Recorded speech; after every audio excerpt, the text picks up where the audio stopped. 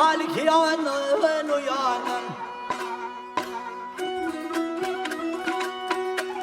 Ay seni görüp yürek bağrım edildi Damar doğduklarda balik yanan uyanan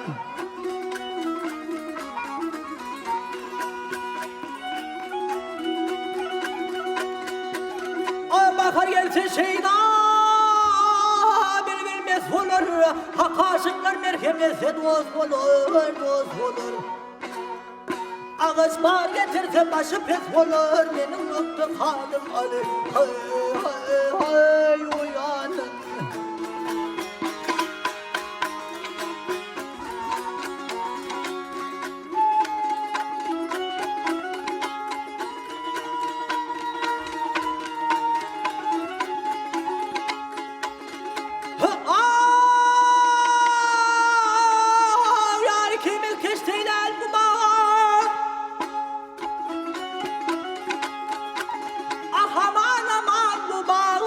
Çekönümlü gözlerden arağı vırağı Ay yarım dedi yörgü değil çarmığı Deler ağ olurum gülpeki yanın uyanın Ay vacanım acinanım medirim ha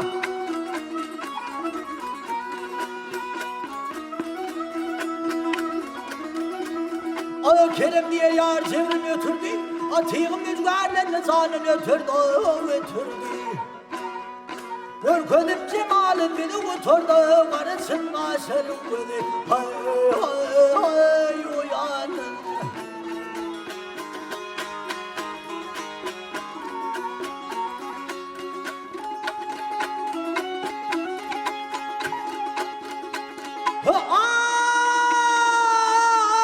Varısın aşırım beni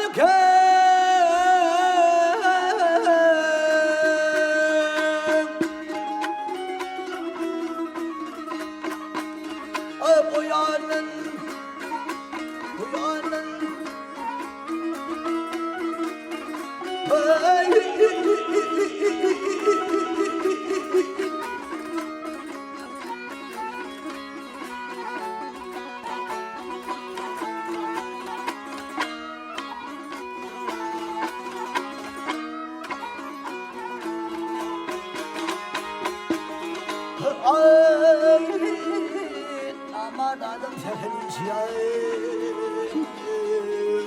hay hay